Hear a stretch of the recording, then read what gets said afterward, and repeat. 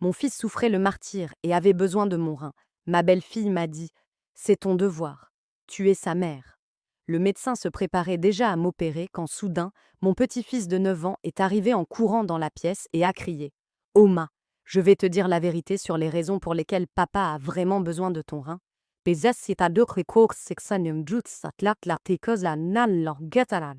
Toute l'équipe médicale s'est figée. Je suis heureuse que tu sois là. Si vous regardez cette vidéo, cliquez sur j'aime, abonnez-vous à la chaîne et dites-moi dans les commentaires d'où vous écoutez mon histoire de vengeance. Je veux savoir jusqu'où elle a voyagé. Je suis allongée sur l'acier froid de la table d'opération. La lumière blanche de la lampe chirurgicale m'aveugle. Elle est si brillante que je veux fermer les yeux de toutes mes forces, mais je n'y arrive pas. Tout mon corps est raide.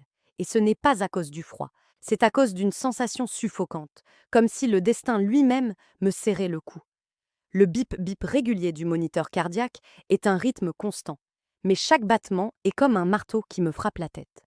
J'entends chaque son dans la pièce avec une clarté cristalline, le cliquetis métallique des instruments que l'infirmière range, le bruissement du papier lorsque le docteur Weber consulte mon dossier, et même les chuchotements à peine audibles de l'autre côté de la vitre, où se trouve ma belle-fille, Elisabeth, et ses parents. J'essaie de lever les yeux vers la vitre opaque. Elisabeth est là, les bras croisés sur la poitrine, le regard aussi tranchant qu'une lame de rasoir. Elle chuchote quelque chose à ses parents, mais ses yeux ne me quittent pas. C'est comme si elle me donnait un ordre. Signe maintenant. Fais-le. N'hésite pas. J'ai déjà signé le formulaire de consentement pour donner mon rein à mon fils, Stéphane. Ce papier doit se trouver quelque part sur le bureau du médecin maintenant, avec ma signature tremblante et mon engagement irrévocable.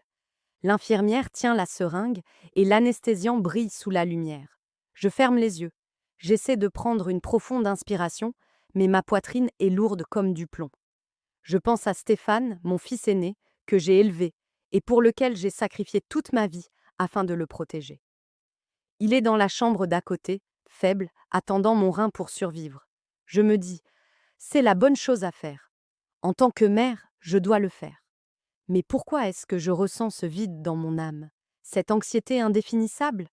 Soudain, un bruit assourdissant me fait sursauter. La porte de la salle d'opération s'ouvre brusquement et un courant d'air froid s'engouffre, faisant trembler et cliqueter le plateau d'instruments posé sur la table. Toute la salle semble retenir son souffle. J'ouvre les yeux et j'essaie de lever la tête, même si les sangles me maintiennent fermement. Mon petit-fils de 9 ans, Lucas, se précipite comme un petit tourbillon. Ses baskets sont couvertes de boue, son uniforme scolaire est au froissé et sa petite poitrine se soulève alors qu'il halète pour reprendre son souffle. Derrière lui, une infirmière terrifiée le poursuit en criant: Mon enfant, tu ne peux pas entrer ici, Mingotte, arrête! Mais Lucas ne s'arrête pas. Il court droit vers moi, ses grands yeux ronds remplis de peur, mais aussi de détermination. Oma, dit-il d'une voix tremblante, si claire qu'elle me serre le cœur. Je dois dire à tout le monde pourquoi papa a vraiment besoin de ton rein. Toute la pièce se tait. Le bip-bip du moniteur cardiaque semble maintenant plus fort, comme s'il voulait déchirer l'espace. Un médecin à proximité laisse tomber une pince chirurgicale. Le bruit du métal frappant le sol en marbre est assourdissant, une rupture brutale dans la tension. Je regarde Lucas, mon petit-fils, que je porte encore dans mes bras et à qui je lis des histoires tous les soirs. Il est là, serrant un vieux téléphone portable, le visage pâle, mais les yeux brillants. Que sait-il? Pourquoi dit-il cela? Mon cœur bat à tout rompre, comme s'il voulait sortir de ma poitrine. Je veux crier pour lui demander sur le champ, mais ma gorge est si sèche que je ne peux prononcer un mot. Le docteur Weber, le chirurgien en chef, fronce les sourcils. Il lève la main, faisant signe à toute l'équipe de s'arrêter. Sa voix est grave mais aiguë. Quoi que vous ayez à dire, dites-le maintenant. Je vois son regard passer sur moi et se poser sur Lucas, comme s'il était lui aussi pris dans cet étrange moment de l'autre côté de la vitre. Elisabeth frappe à la porte, faisant trembler la vitre. « Ne l'écoutez pas !» crie-t-elle d'une voix aiguë, presque hystérique. « Ce n'est qu'un enfant, vous verrez. » Mais le regard d'Elisabeth n'est plus froid. Il tremble de panique, comme si un secret allait lui être révélé. Lucas ne regarde pas sa mère. Il ne regarde que moi, serrant le téléphone portable dans sa petite main si fort que ses jointures blanchissent. Il prend une profonde inspiration, comme s'il rassemblait tout le courage de sa vie. Je veux me redresser, le serrer dans mes bras, lui dire de ne pas avoir peur. Mais je ne peux pas bouger, je ne peux que regarder. Et dans les yeux de mon petit-fils, je vois une douleur, une vérité qu'il essaie de mettre en lumière. À cet instant, alors que toute la pièce retient son souffle, les souvenirs du passé envahissent mon esprit comme une avalanche. Ceux de l'époque où je pensais que ma famille était un cercle fermé, plein d'amour et de confiance. Je me souviens de mon ancienne maison à Munich où chaque recoin sentait le désinfectant, une odeur à laquelle je m'étais tellement habituée que je ne la remarquais même plus.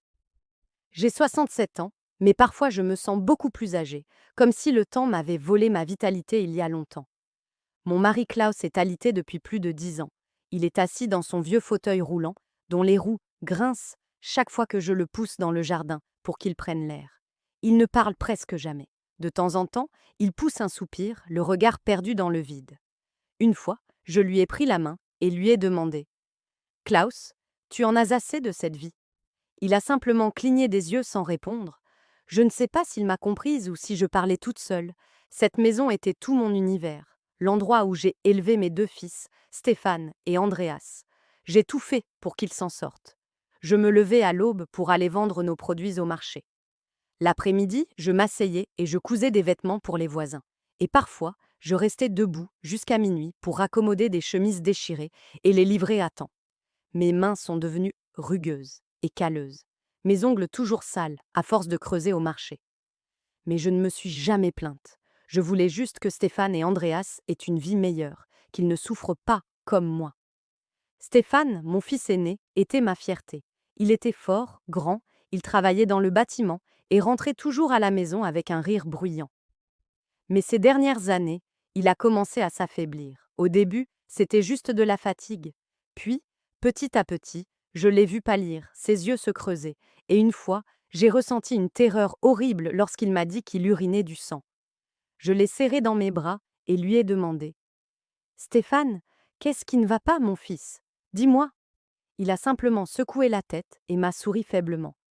Ne t'inquiète pas, maman. C'est probablement juste à cause du travail difficile. Élisabeth, ma belle-fille, est entrée dans nos vies comme un vent étrange. Elle était belle, elle parlait doucement. Au début, je croyais sincèrement qu'elle était une bénédiction pour Stéphane. Elle s'occupait de lui avec diligence. Elle apportait ses médicaments à la maison, surveillait ses repas et lui rappelait de prendre ses comprimés à l'heure exacte. Tous les voisins me félicitaient. Vous avez tellement de chance, Frau Müller, d'avoir une belle-fille aussi formidable. Et je le croyais aussi. Chaque fois que je voyais Élisabeth donner un bol de soupe à Stéphane, je me disais que je m'inquiétais trop. Mais parfois, je surprenais son regard froid et calculateur, comme si elle cachait quelque chose. Une fois, je l'ai vue dans le jardin, chuchotant au téléphone tard dans la nuit d'une voix basse, mais précipitée. Ne t'inquiète pas, tout se passe comme prévu. Je lui ai demandé: Élisabeth, qui appelles-tu si tard? Elle a sursauté et a ri nerveusement. Juste un ami, maman. Retourne te coucher. Andreas, mon fils cadet, était différent. Il a 26 ans. Il habite à quelques rues de chez moi et travaille comme plombier et électricien. Andreas ne parle pas beaucoup, mais chaque fois qu'il venait me rendre visite, il apportait toujours quelque chose à manger. Parfois des oranges, d'autres fois du pain, encore chaud. Il s'asseyait à côté de moi pour réparer le ventilateur de plafond qui grinçait ou changer une ampoule dans la cuisine. Une fois, il m'a regardé et m'a dit de sa voix grave: Maman, ne te tue pas à la tâche comme ça, je ne veux pas te voir épuisée. Je me contentais de sourire et de faire un geste de la main. Je peux encore m'en occuper, Andreas.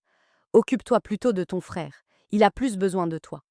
Mais Andreas secouait simplement la tête, le regard plein d'inquiétude. Lucas, mon petit-fils, était ma seule joie pendant ces jours difficiles. Il a 9 ans et venait souvent chez moi avec son petit sac à dos sur les épaules. Lucas aimait s'asseoir dans le jardin derrière la maison et jouer avec des petites voitures en plastique que je lui avais achetées au marché aux puces. Il me racontait des histoires, des contes innocents qui me laissaient parfois sans voix.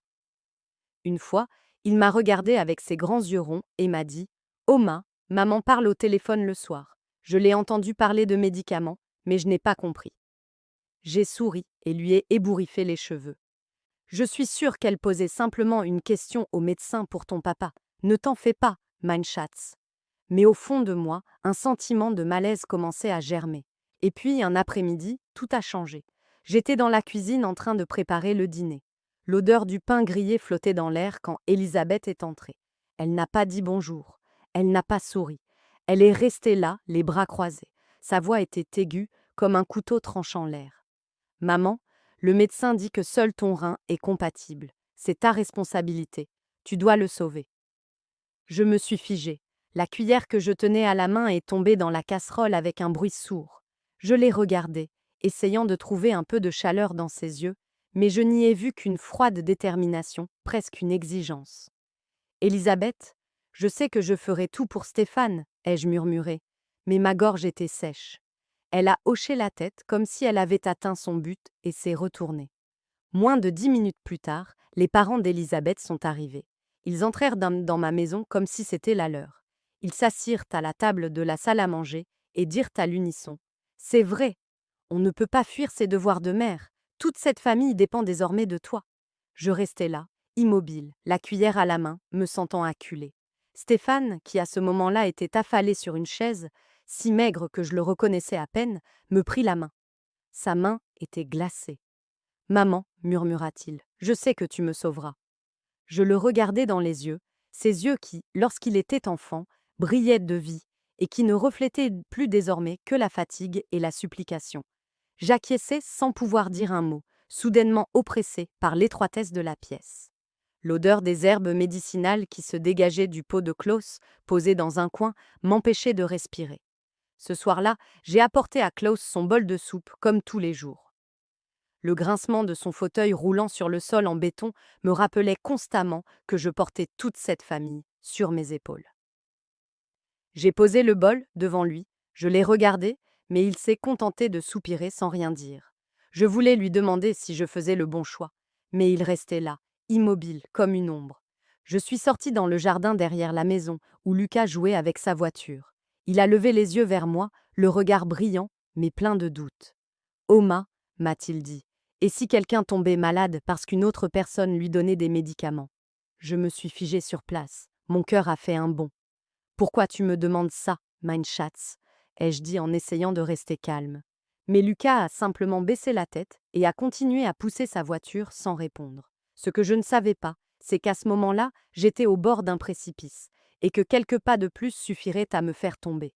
Les jours qui suivirent cet après-midi, quand Elisabeth vint chez moi et ne me laissa pas le choix, ma vie me sembla écrasée par une pression invisible, plus lourde que la chaleur étouffante de l'été munichois. Je continuais à me lever tôt, à aller au marché pour vendre mes fruits et légumes, à m'asseoir sous la faible lumière pour coudre des vêtements. Mais mon âme n'était plus en paix. Chaque pas que je faisais, chaque point que je cousais, s'accompagnait d'une question. Est-ce que je fais le bon choix ? Dois-je vraiment me sacrifier ainsi ? Mais alors, le regard suppliant de Stéphane, les paroles acerbes d'Elisabeth et les regards interrogateurs de ses parents me hantaient sans me laisser un seul instant de répit. Le lendemain matin, alors que le soleil commençait à peine à poindre, Elisabeth était déjà à ma porte. Je venais de finir de préparer le thé.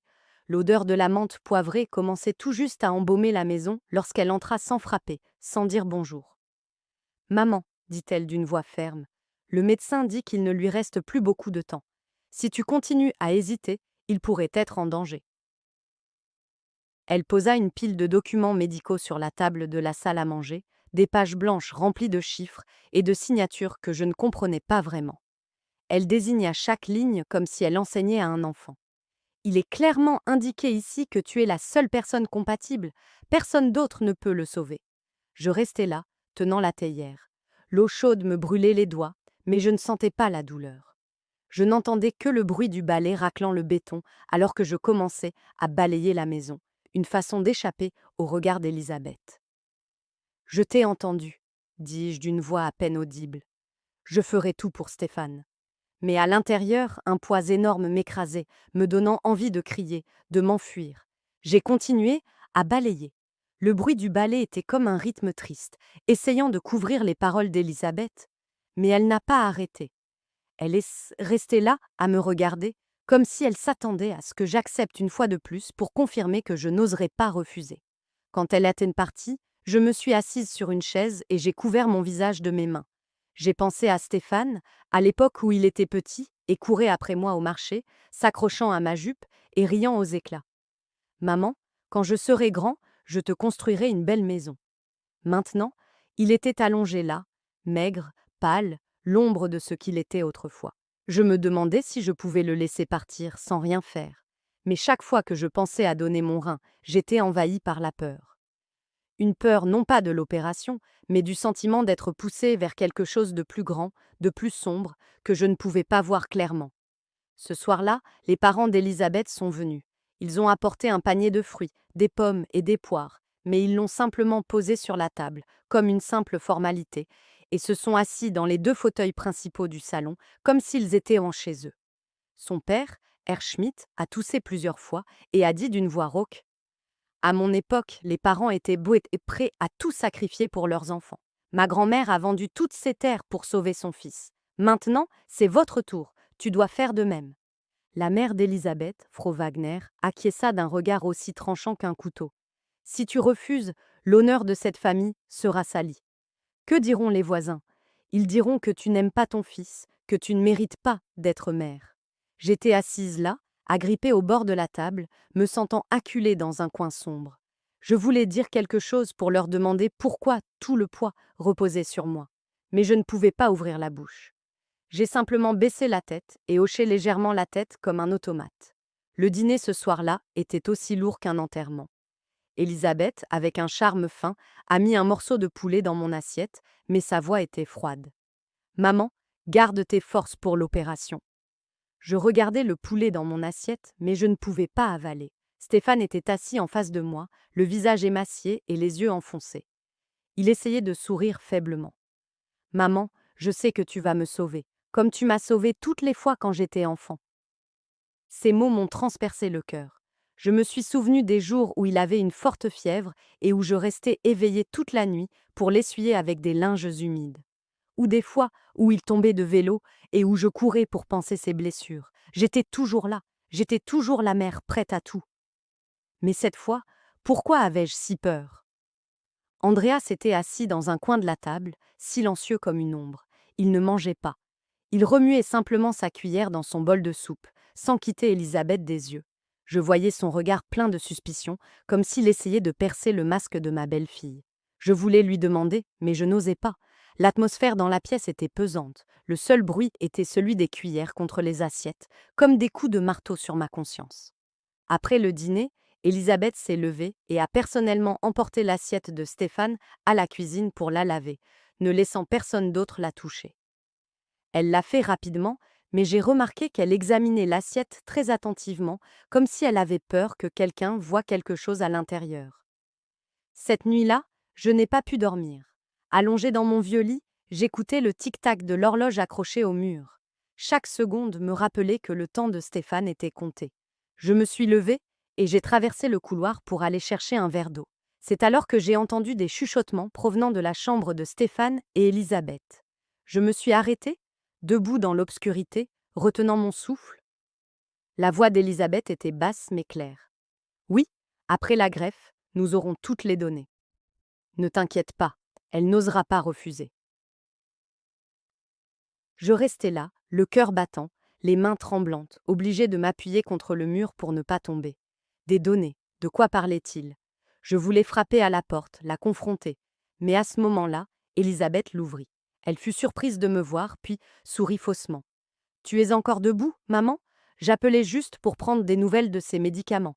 J'acquiesçais et me détournais, mais j'avais l'impression qu'on m'avait enfoncé des épines dans le cœur. Le sourire d'Elisabeth, sa voix, tout était faux, comme un masque cachant quelque chose de terrible. Dans les jours qui suivirent cette conversation tendue avec Elisabeth et ses parents, j'avais l'impression de vivre dans un rêve brumeux où tout ce qui m'était familier devenait étrange et terrifiant. J'ai continué à vaquer à mes occupations quotidiennes, allant au marché pour vendre, cousant des vêtements, nourrissant mon mari Klaus. Mais chaque geste était mécanique, sans âme. Mon cœur était lourd, comme si un nuage noir planait au-dessus de ma tête. Et les paroles d'Elisabeth, le regard suppliant de Stéphane, tournaient dans ma tête sans me laisser un instant de répit.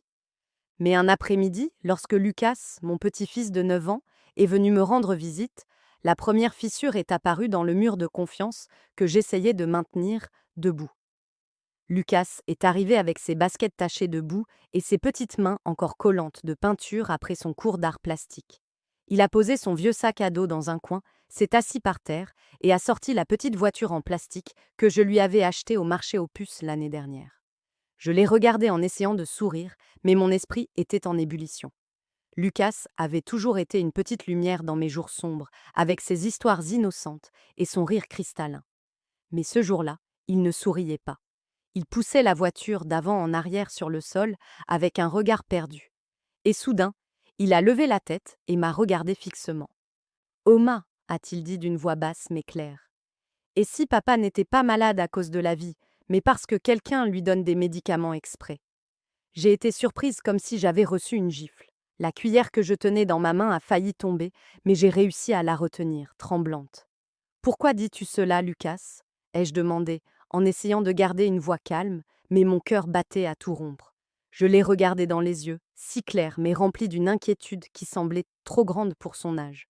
Lucas n'a pas répondu tout de suite. Il a baissé la tête et a continué à jouer avec sa voiture, mais je l'ai vu serrer la main, comme s'il retenait quelque chose. Je voulais le serrer dans mes bras pour lui en demander plus, mais je n'ai réussi qu'à rire nerveusement. Tu réfléchis trop, mein Schatz. Ton papa est malade et les médecins le soignent. Mais mon sourire était forcé et Lucas ne me l'a pas rendu. Il m'a simplement regardé. Il s'est levé silencieusement, a pris son sac à dos et a couru vers sa maison. La question de Lucas était comme une pierre jetée dans un lac calme dans mon cœur, créant des ondulations de doute. Je suis restée dans ma petite cuisine, à regarder les légumes sur la table, mais incapable de me concentrer. J'ai pensé à Stéphane, au flacon de médicaments qu'Elisabeth apportait toujours, à la façon dont elle contrôlait tout ce qui concernait mon fils. Je me suis dit que j'imaginais probablement des choses. Elisabeth était la femme de Stéphane, elle l'aimait, elle ne lui ferait pas de mal. Mais au fond de mon cœur, je savais que quelque chose n'allait pas. Cet après-midi-là, Andreas est venu avec sa boîte à outils, disant qu'il allait réparer la lumière de la cuisine qui clignotait la veille au soir. Je l'ai regardé monter à l'échelle, tourner et serrer des vis, et la lumière de la nouvelle ampoule a illuminé toute la cuisine. Mais ensuite, alors qu'il descendait avec l'ancienne ampoule dans la main, Andreas m'a regardé avec un sérieux inhabituel. « Maman », m'a-t-il dit à voix basse, presque dans un murmure. « Elisabeth se comporte de manière très étrange. J'ai vu des flacons de pilules, sans étiquette, dans l'armoire à pharmacie de mon frère, et elle les cache très bien. » J'ai sursauté, et l'assiette que je lavais dans l'évier est tombée, éclaboussant ma blouse. « Que veux-tu dire » demandai-je, la voix étranglée. Andreas descendit de l'échelle et se tint devant moi, les yeux remplis d'inquiétude. « Maman, j'ai peur que ce qui ne va pas chez mon frère ne soit pas une maladie normale. J'ai peur que quelqu'un… » Il ne termina pas sa phrase, mais son regard en disait long. Je restais là, les mains mouillées, avec l'impression que le sol s'effondrait sous mes pieds. Je voulais crier à Andreas qu'il imaginait des choses, qu'Elisabeth était incapable de faire quelque chose d'aussi terrible. Mais je ne pouvais pas parler. Je me contentais de regarder Andreas, et dans ma tête, la question de Lucas résonna à nouveau. Et si papa était malade parce que quelqu'un lui donnait des médicaments? J'essayais de chasser cette idée, mais elle me poursuivait comme une ombre. Je ne pouvais pas y échapper. L'après-midi suivant, j'ai apporté de la soupe à Stéphane à l'hôpital. La pièce blanche et l'odeur âcre du désinfectant m'empêchaient brûla de respirer. Stéphane était allongé, maigre, avec des perfusions dans les deux bras. Mais il a quand même essayé de sourire quand il m'a vu. « Maman, tu es déjà là », a-t-il dit d'une voix faible. J'ai posé le bol sur la table de chevet et, alors que j'allais lui donner la première cuillerée, j'ai vu Elisabeth à côté du lit, tenant un verre d'eau. Elle a discrètement laissé tomber une pilule de couleur étrange dans le verre. Un mouvement si rapide que si je n'avais pas regardé attentivement, je ne l'aurais pas remarqué. Quand je suis entrée, elle a sursauté et a renversé un peu d'eau sur le sol. « C'est quoi cette pilule, Elisabeth ?» ai-je demandé en essayant de paraître calme. Elle a souri, mais son sourire était forcé. « C'est un complément pour ses reins. Le médecin le lui a prescrit. » J'ai hoché la tête, mais un frisson m'a parcouru le dos, je ne pouvais pas rester calme. Après que Stéphane ait fini de manger, j'ai cherché le médecin de garde, un homme d'âge moyen portant des lunettes épaisses. « Docteur ?» ai-je demandé d'une voix tremblante. « Avez-vous prescrit de nouveaux compléments alimentaires pour les reins de Stéphane ?» Il a été surpris et a vérifié le dossier.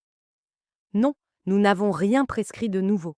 Le traitement actuel est suffisant. Sa réponse m'a laissé figée. Je me tenais dans le couloir de l'hôpital, écoutant les annonces diffusées par haut-parleur, mais mon esprit était vide. Elisabeth avait menti. Qu'était-ce que ce comprimé? Pourquoi avait-elle dû le cacher? Au coucher du soleil, Lucas est revenu chez moi. Cette fois, il ne joua pas avec sa voiture.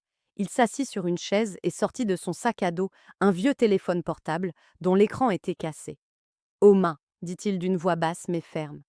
Je veux que tu écoutes ça. Il tapa quelque chose et me tendit le téléphone. Un enregistrement se mit à jouer. C'était la voix d'Elisabeth, chuchotant, mais claire. Après la greffe, les résultats des tests seront parfaits. Ne t'inquiète pas, elle n'osera pas refuser. J'ai laissé tomber le téléphone, mes mains tremblaient de manière incontrôlable. J'ai regardé Lucas, mon petit-fils, et j'ai vu que ses yeux étaient laine rouge, comme s'il était aussi effrayé que moi. Je l'ai trouvé dans l'ancien téléphone de maman, a-t-il dit d'une voix étranglée. Je ne sais pas ce que c'est, mais j'ai pensé que tu devais le savoir. J'ai serré Lucas dans mes bras, essayant de retenir mes larmes. Tu es si courageux, mein Schatz, lui ai-je murmuré. Mais à l'intérieur, tout s'écroulait. Les résultats des tests. De quoi Elisabeth parlait-elle? Je pensais à Stéphane, au flacon sans étiquette, au regard suspicieux d'Andreas, à l'étrange pilule colorée dans le verre d'eau. C'était des pièces éparses d'un puzzle, mais petit à petit, elles s'assemblaient pour former une image que je n'osais pas regarder directement. Cette nuit-là, je n'ai pas dormi. Je suis restée assise dans ma maison silencieuse, à écouter le tic-tac de l'horloge. Chaque seconde me rappelait que le temps de Stéphane était compté. Un matin, je me suis rendue à l'hôpital avec un vieux récipient en plastique contenant des plats chauds. L'odeur du riz et de la viande mijotée s'échappait des bords. La chambre de Stéphane était blanche, froide, et l'odeur de désinfectant était si forte que j'avais du mal à respirer. J'avais fini par m'habituer à cet environnement, mais ce jour-là, je le sentais peser sur ma poitrine. Stéphane était allongé là, les yeux enfoncés et le visage pâle, mais il essayait quand même de sourire quand il me voyait. « Maman, tu es là si tôt, » dit-il d'une voix aussi faible qu'un soupir. Je posais la nourriture sur la table de chevet et essayais de sourire, mais une tempête faisait rage en moi. Les doutes des jours précédents, la question de Lucas, l'avertissement d'Andreas, tout cela hurlait dans ma tête sans me laisser de répit. Elisabeth était déjà là, assise à côté du lit de Stéphane, fixant la poche de perfusion qui s'égouttait lentement. Elle ne me regarda pas. Elle ne me dit pas bonjour. Elle se contenta d'acquiescer silencieusement, comme si ma présence allait de soi. Sur la table de chevet, j'ai remarqué un petit flacon de pilule, avec le bouchon entrouvert, à moitié caché sous une serviette en papier froissé. Le flacon n'avait pas d'étiquette. C'était juste un récipient en plastique blanc contenant d'étranges pilules bleues. Je l'ai pris, en essayant de garder une voix ferme. « C'est quoi ce médicament, Elisabeth ?» Elle a sursauté. Elle a presque bondi et m'a arraché le flacon des mains si vite que j'ai reculé d'un pas. « Ce ne sont que des vitamines, maman, » a-t-elle dit avec un sourire aussi faux que de la peinture bon marché. Le médecin les lui a prescrites pour aider ses reins. J'ai hoché la tête, mais un frisson m'a parcouru l'échine. Le sourire d'Elisabeth, la façon dont elle m'avait arraché le flacon des mains. Tout était anormal, comme si elle cachait un secret que je n'étais pas censée connaître. Je me suis assise à côté de Stéphane et j'ai commencé à le nourrir, mais mon esprit était ailleurs. Je pensais à la bouteille sans étiquette, à ce qu'Andreas avait dit au sujet des étranges médicaments qu'Elisabeth cachait. Je pensais à Lucas, à sa question innocente mais pertinente. Et si papa était malade parce que quelqu'un lui donnait des médicaments?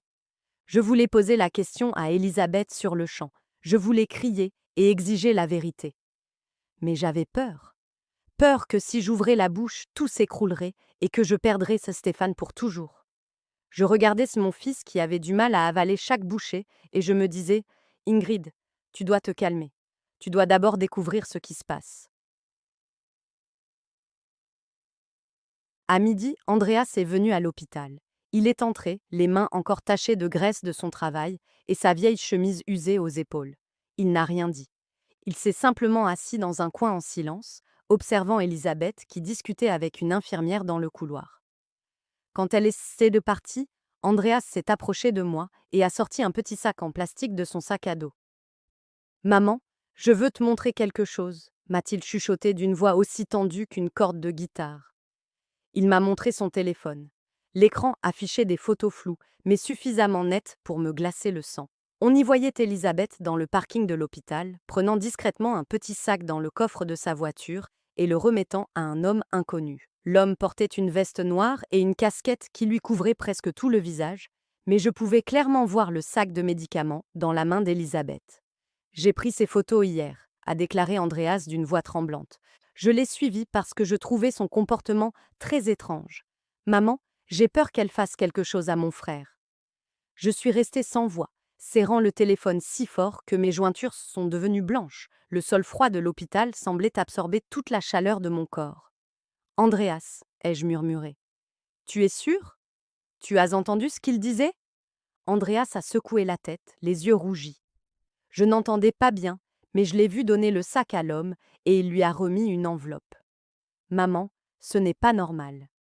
J'ai regardé Andreas dans les yeux. J'y ai vu de l'inquiétude et de la rage, et j'ai su qu'il ne mentait pas. Mais je ne voulais toujours pas y croire.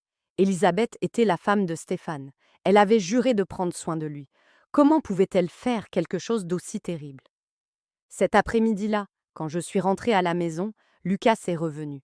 Il n'a pas couru, ni joué comme d'habitude. Au lieu de cela, il s'est assis silencieusement sur une chaise, serrant son sac à dos contre lui. Oma, a-t-il dit d'une voix basse mais déterminée, je veux te faire écouter quelque chose. Il a sorti le vieux téléphone portable à l'écran cassé de son sac à dos et, tremblant, a lancé la lecture d'un fichier audio. La voix d'Elisabeth a résonné, chuchoté, mais claire comme un couteau plongeant dans mon cœur. Après la greffe, les données seront complètes. Ne t'inquiète pas, cette vieille femme n'osera pas refuser. Ce résultat vaut 100 fois plus. Je me suis figée. J'ai laissé tomber le téléphone sur la table, les mains tremblantes. J'ai regardé Lucas, mon petit-fils, et j'ai vu que ses yeux étaient rouges, ses lèvres serrées comme s'il retenait ses larmes. Je l'ai trouvé dans l'ancien téléphone de maman, a-t-il dit d'une voix étranglée. Je ne sais pas ce que c'est, mais j'ai pensé que tu devais le savoir. J'ai serré Lucas dans mes bras, avec l'impression que le monde entier s'écroulait sous mes pieds. Tu es si courageux, Lucas, ai-je murmuré, mais ma voix s'est brisée et des larmes ont coulé sur mes joues. J'ai pensé à Stéphane, aux bouteilles sans étiquette, aux photos d'Andreas, à l'enregistrement de Lucas. C'étaient des pièces éparses, mais elles s'emboîtaient, dessinant un tableau sombre que je n'osais pas affronter. Que faisait Elisabeth? Quelles données? Quels résultats?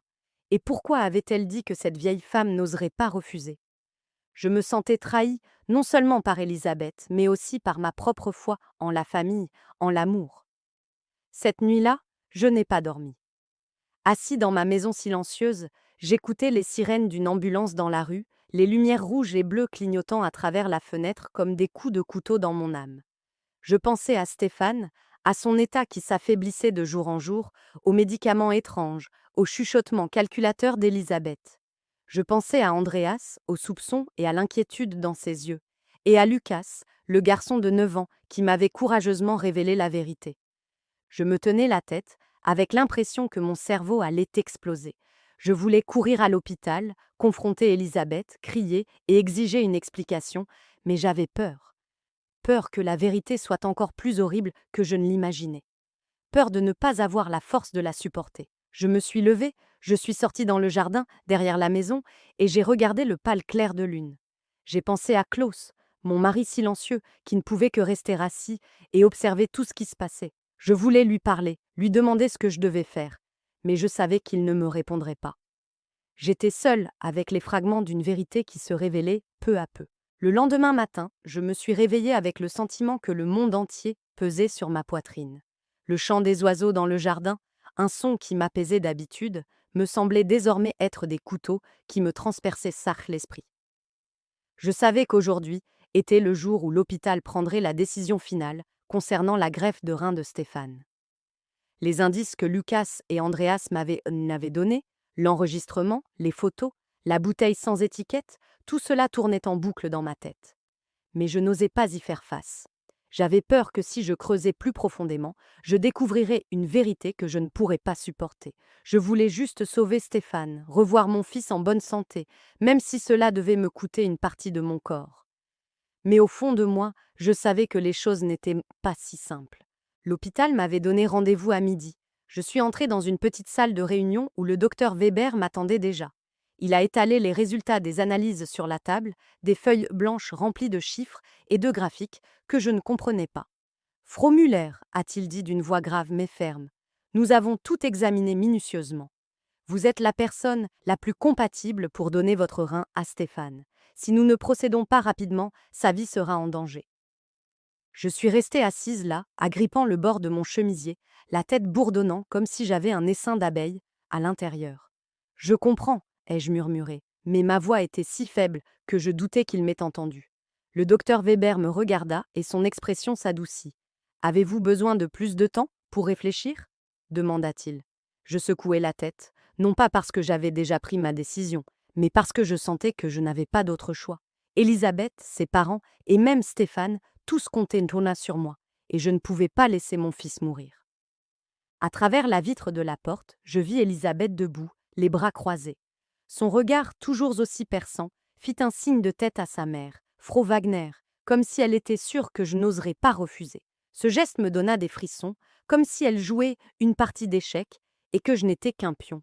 Je voulais me lever pour crier que je savais pour la bouteille, pour l'enregistrement, mais je ne pouvais pas. Je suis resté assis là, me sentant piégé dans une cage invisible dont je ne pouvais m'échapper. Ce soir-là, j'ai réuni toute la famille dans ma petite maison. Le salon était bondé. La lumière jaunâtre d'une vieille ampoule se reflétait sur les murs usés. J'ai posé une théière sur la table. L'odeur de menthe poivrée ne parvenait pas à dissiper l'atmosphère pesante. Les parents d'Elisabeth, Herr Schmidt et Frau Wagner, étaient assis au centre, occupant les 2 meilleures chaises comme s'ils étaient les propriétaires. Elisabeth était assise à côté d'eux, les mains jointes, me jetant des regards en coin, comme pour s'assurer que je ne me dégonflerais pas. Stéphane était allongé sur un canapé, le visage pâle et la respiration faible. Andreas était appuyé contre le mur, silencieux, mais les yeux rouges, comme s'il retenait une rage sur le point d'exploser. Lucas était recroquevillé dans un coin, serrant son petit sac à dos contre lui, les yeux remplis de détresse. Je pris une profonde inspiration. Mes mains tremblaient lorsque je posai la théière. J'ai pris une décision, dis-je d'une voix tremblante, mais en essayant de paraître ferme. Je vais donner mon rein à Stéphane. La pièce explosa comme une bombe. Frau Wagner applaudit et dit d'une voix aiguë : c'est une vraie mère, je savais que vous ne décevriez pas cette famille. Elisabeth se couvrit le visage. Des larmes coulaient, mais je vis qu'elle serrait les poings comme si elle jouait dans une pièce de théâtre. Oh, maman, dit-elle d'une voix étranglée. Je savais que tu l'aimais plus que tout. Merci. Stéphane me regarda avec des yeux assombris par l'épuisement, mais il parvint tout de même à dire : maman, je te dois la vie. Ces mots me brisèrent dalle le cœur comme un poignard dans la poitrine, mais Andreas bondit alors et frappa violemment la table. Le bruit fit vibrer les tasses à thé. Non, hurla-t-il, la voix tremblante de rage. Maman, tu ne comprends pas, tu te sacrifies pour un plan diabolique. Elle se sert de toi et elle se sert de mon frère. L'atmosphère dans la pièce devint pesante. Le seul bruit était le bourdonnement d'un moustique autour de l'ampoule. Elisabeth se leva d'un bond et pointa Andreas du doigt. Que dis-tu là ? Comment oses-tu m'accuser ? Je fais tout pour mon mari. Mais Andreas ne recula pas. Il s'approcha, le regard enflammé. T'accuser ? Et ces bouteilles sans étiquette et ces appels au milieu de la nuit ? Maman, tu ne peux pas les laisser te tromper. Je regardai Andreas, puis Elisabeth et enfin Stéphane. Je voulais dire quelque chose pour demander à Andreas de se calmer, mais je n'y parvins pas. Je détournai simplement le regard, avec l'impression que le monde entier s'écroulait sur moi. Cette nuit-là, je m'assis seule dans ma petite chambre, devant la vieille table en bois. La lampe à huile vacillait. Sa faible lumière éclairait les mots tremblants que j'écrivais dans mon testament. J'écrivis que la petite maison reviendrait à Andreas et que quelques-uns de mes rares objets de valeur reviendraient à Lucas. Chaque trait était comme une entaille dans mon âme. Je ne savais pas si je survivrais à l'opération, mais je voulais être prête à laisser quelque chose à ceux que j'aimais. Klaus était assis immobile dans son fauteuil roulant dans un coin, me regardant de ses yeux sans vie. Je vis sa main trembler comme s'il voulait dire quelque chose mais ne le pouvait pas. Je l'ai regardé et des larmes ont coulé sur mes joues. Klaus, je dois faire ce qu'il faut. Je dois sauver Stéphane. Il n'a pas répondu. Il a juste cligné des yeux et 2 larmes ont coulé sur ses joues émaciées. J'ai plié le testament et l'ai placé au fond d'une vieille boîte en bois où je gardais les souvenirs de mon mariage. Dehors, la pluie tombait à verse, se mêlant au bruit de mes propres sanglots. Tôt le matin, alors que le ciel était encore sombre et que le brouillard recouvrait les petites rues menant à l'hôpital, j'étais allongée sur un brancard dans une ambulance. Je serrais dans mes mains un petit sac en tissu contenant des vêtements de rechange et un mouchoir brodé que j'avais depuis le jour de mon mariage. La sirène de l'ambulance hurlait, mais je n'y prêtais plus attention. Les lumières de la rue filtraient à travers la fenêtre, floues comme mes rêves brisés. Je fermais les yeux et essayais de respirer, mais ma poitrine était lourde. Aujourd'hui, j'allais donner mon rein à Stéphane, mon fils. J'avais déjà pris ma décision. J'avais rédigé mon testament. Je m'étais préparée mentalement, mais mon cœur était encore noué, comme si j'entrais dans un cauchemar dont je ne pourrais pas me réveiller. Lorsque l'ambulance s'est arrêtée, une infirmière a poussé le brancard dans un couloir d'hôpital interminable. Le crissement des roues sur le sol carrelé était comme un marteau qui me frappait la tête. Elisabeth marchait juste derrière moi. Ses pas étaient légers mais fermes, comme ceux d'un garde. « Ne t'inquiète pas, maman, m'a-t-elle dit d'une voix basse mais ferme. Après l'opération, tout ira bien. » Je l'ai regardée du coin de l'œil et j'ai vu une lueur de triomphe dans ses yeux, comme si elle avait déjà remporté la victoire. Son sourire m'a donné des frissons, non pas à cause du froid, mais parce que j'avais l'impression d'être entraînée dans un plan où je n'étais qu'un pion sans volonté. À la réception, les parents d'Elisabeth, Herr Schmidt et Frau Wagner, étaient déjà là. Ils étaient sur leur 31. Herr Schmidt portait un costume ancien, mais bien repassé, et Frau Wagner, une robe rouge vif, comme s'il se rendait à un grand événement et non à une opération. Ils ont pris Elisabeth par le bras et ont salué les médecins avec une amabilité exagérée, comme s'ils se connaissaient depuis toujours. J'ai entendu Frau Wagner rire bruyamment en disant à un jeune médecin « Merci pour tout votre soutien, docteur. Nous n'oublierons pas cette faveur. » Je restais là, serrant mon sac en tissu, me sentant comme une étrangère dans ma propre histoire. Stéphane avait déjà été emmené dans une salle d'attente.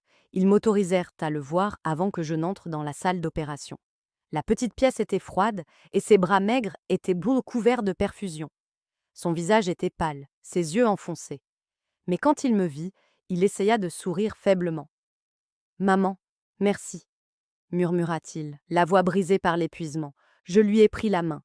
Elle était glacée et j'avais envie de pleurer. « Stéphane, je ferai tout pour que tu ailles mieux, lui ai-je dit. Mais ma voix tremblait, comme si j'essayais de me convaincre moi-même. J'ai regardé mon fils dans les yeux, j'y ai vu une confiance absolue et je me suis demandé « Est-ce que je fais le bon choix ou est-ce que je risque ma vie pour quelque chose que je ne comprends pas tout à fait ?»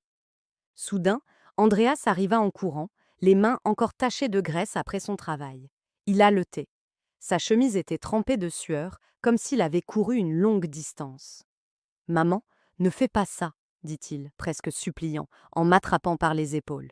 « Je t'en prie, ne donne pas ton rein, quelque chose ne va pas. » Je regardai Andreas, je vis ses yeux rouges remplis de rage et d'inquiétude. Je voulais lui dire que j'avais déjà décidé, que je ne pouvais pas laisser Stéphane mourir. Mais les mots ne sortaient pas. Je posai simplement ma main sur la sienne, la serrai doucement et laissai l'infirmière m'emmener. Andreas resta là, impuissant, criant derrière moi. « Maman, écoute-moi. » Mais je ne me retournai pas. Je n'osais pas me retourner, car j'avais peur que si je regardais Andreas dans les yeux, je m'effondrerais. Le couloir de l'hôpital était long et froid. L'odeur de désinfectant était si forte qu'elle me donnait la nausée. Une voix impersonnelle retentit dans les haut-parleurs. « Salle d'opération numéro 3, préparez-vous pour une greffe de rein. » On m'emmena dans un vestiaire où une infirmière me mit un bonnet et un masque. La blouse bleue froide qu'ils m'ont mise me rappelait que j'étais sur le point de perdre une partie de mon corps. Je me suis regardée dans le miroir. J'ai vu mon visage émacié, mes yeux cernés. Je me suis demandé « Ingrid, qu'est-ce que tu fais? Es-tu sûre que c'est la bonne chose à faire ?» Mais alors, l'image de Stéphane dans son lit d'hôpital m'est apparue et j'ai serré les dents et continué. En marchant dans le couloir, j'ai vu Elisabeth et Frau Wagner debout près d'une fenêtre en verre, en train de parler à un homme inconnu. Il portait une veste noire et une casquette qui lui couvrait le visage, identique à l'homme sur la photo qu'Andreas m'avait montrée.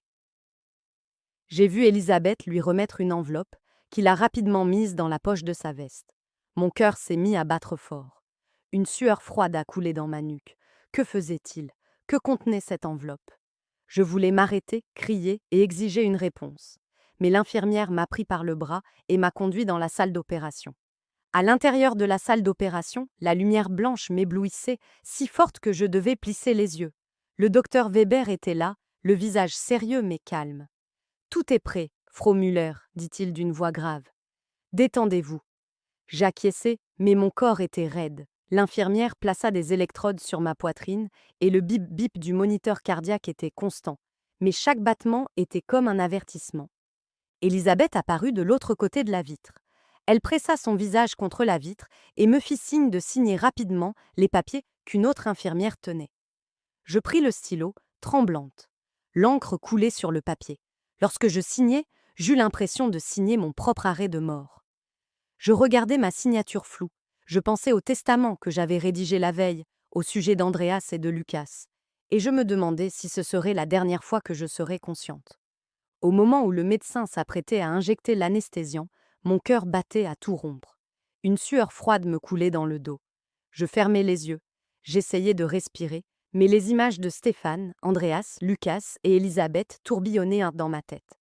Je pensais à l'enregistrement de Lucas, à la bouteille sans étiquette, à la photo d'Andreas. Je voulais tout arrêter, mais je ne pouvais pas. J'étais allée trop loin. J'avais signé, j'étais entrée dans cette pièce, je ne pouvais que rester allongée là, attendant, le cœur submergé par la peur. Mais alors, juste au moment où l'infirmière s'apprêtait à injecter l'anesthésiant, un fracas fit trembler toute la pièce. La porte s'ouvrit brusquement. Le grincement des gonds déchira l'air. Tous les médecins et infirmières sursautèrent. Certains se retournèrent brusquement, le regard paniqué.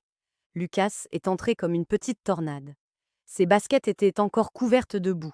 Son uniforme scolaire était froissé et sa petite poitrine se soulevait tandis qu'il haletait.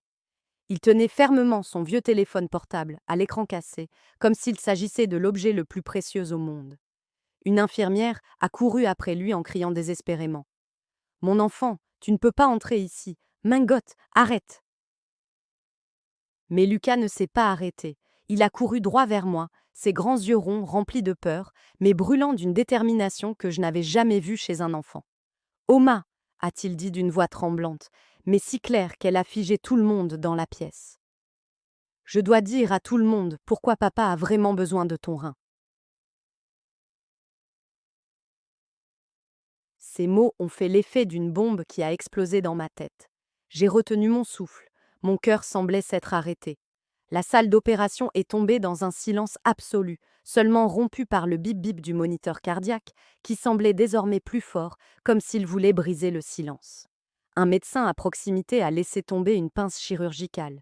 Le bruit métallique sur le sol en marbre était assourdissant, une coupure nette dans l'air tendu. Le docteur Weber, le chirurgien en chef, leva la main pour signaler à toute l'équipe d'arrêter.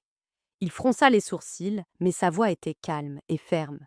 « Laissez le garçon parler, quoi que vous ayez à dire, dites-le maintenant. » Je regardai Lucas. Je vis sa petite main serrer le téléphone portable, son visage pâle, mais ses yeux brillants, comme s'il portait le poids du monde sur ses épaules. À travers la vitre, Élisabeth frappait furieusement à la porte, faisant résonner le verre. « Ne l'écoutez pas !» cria-t-elle d'une voix aiguë, presque hystérique. « Ce n'est qu'un enfant, vous verrez. » Mais le regard d'Élisabeth n'était plus glacial. Il tremblait de panique, comme si le secret qu'elle avait tant essayé de cacher était sur le point d'être révélé. Lucas ne regarda pas sa mère. Il s'approcha de moi et, les mains tremblantes, appuya sur le bouton « Lecture » du téléphone portable. Un enregistrement se mit à jouer. C'était la voix d'Élisabeth, chuchotée, mais claire comme un couteau plongeant dans mon cœur. « Après la greffe, les résultats des tests seront parfaits.